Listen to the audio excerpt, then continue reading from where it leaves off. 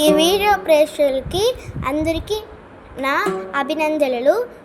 ఈరోజు మన వీడియోలో ఏం చూడబోతున్నామంటే, మేమందరూ శుక్రవారం పూజ అంటే నవవారాలు పూజ మేము అందరూ కలిసి చేసాము. కలిసి కట్టుగా చేసాము. అమ్మవారు ఫోటో పెట్టి అందరూ తాంబూలాలు, ఫలాలు, పువ్వులు, కుంకుమార్చన చేసి సహనావళి చదివి, అష్టోత్తరం చదివి, ఖడ్గమాల చదివి కుంకుమార్చన చేశాము. మీకు వీలైతే కుంకుమార్చన చేసి ఒక తాంబూలంలో కుంకుమార్చన చేసి ఫలాలు పెట్టి పూలు పెట్టి చేయండి.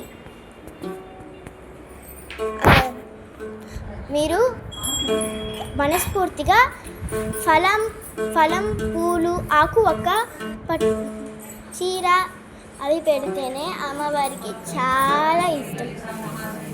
మీరు దయతో ఈ వీడియో చూసేవాళ్ళు నేను మనస్ఫూర్తిగా కోరుకుంటున్నాను. అమ్మవారు కృప మీకు ఎల్లప్పుడూ ఉంటుంది. ఇప్పుడు మేమైతే పూజ చేశాము. అందరూ మంచిగా అమ్మవారిని కృపా కటాక్షాలు ఉండాలని కోరుకోండి.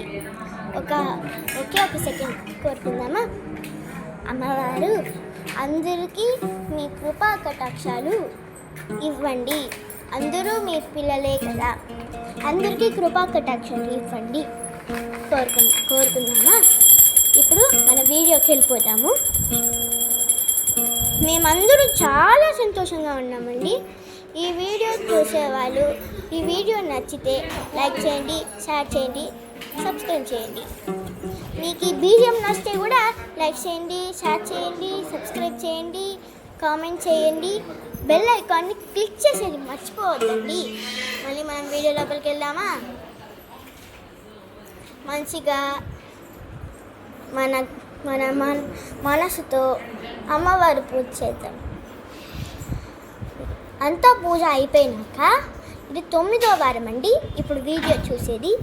అంతా పూజ ఫుల్గా అయిపోయినాక మా కాలుకి పసుపు రాసి